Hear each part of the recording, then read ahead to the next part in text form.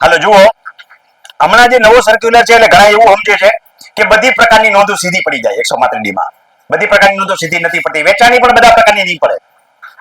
નોટિફિકેશનમાં જે આપ્યું છે એટલી જ વેચાણ પ્રકારની નોંધ સીધી પડે. દાખલા તરીકે તમારા હાથ નંબરમાં માલિકી એક રિલેટેડ ફેરફાર છેલ્લા 1 વર્ષમાં થયેલા હોય તો નહીં પડે. છેલ્લા 1 વર્ષમાં તમે વિભાજન કરેલું છે, હક કમી કરેલા છે, માલિકી રિલેટેડ કોઈ પણ ફેરફાર કરેલા હોય એવા વેચાણની નોંધ ઓટોમેટિક પડશે નહીં. એમાં 135D ફરજિયાત છે. હું કામ એને કે એમાં કઈ વાંધા વચકા હોય તો ટાઈમ આપવો પડે ને. કશું નથી તો છેલ્લા 1 વર્ષમાં ને મૂળભૂત સ્થિતિ પડી છે 5 વર્ષ પહેલાની, તો 135D વેચાણ કરો એટલે સીધી નોંધ પડે. કારણ કે એમાં જે કઈ વાંધા વચકા હોય તો 5 વર્ષમાં અગાઉના વર્ષમાં 1 વર્ષ પહેલા આવી ગયેલા હોય. હજી શેમાં નહીં પડે? 1 વર્ષની અંદર પણ નોંધ પડી છે અને એમાં જો કોઈ વાંધો વચકો આવેલો છે તો પણ નોંધ નહીં પડે.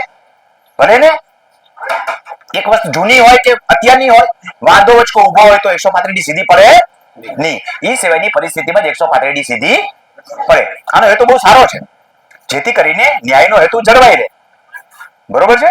તો જે જૂના નવા કઈ એન્ટ્રીઓ પડી છે અને 135D પડે તો તમારે આ જ રીતે અરજી કરવાની થાય. ઓનલાઈન અરજી નહીં થાય.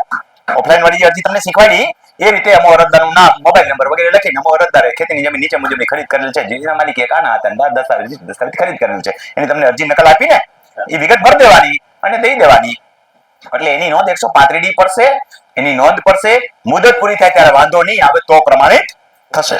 જ્યારે ઓનલાઈન સીધી પડી એમાં શું થશે? એમાં વાંધો તો લઈ દેવાય, એકવાર નોંધ પડી જશે પછી એને આરટીએસ કેસ કહેવાય. એટલે આરઆરટી કેસની જે ફ્રીક્વન્સી અત્યારે છે એ ઘટી જશે.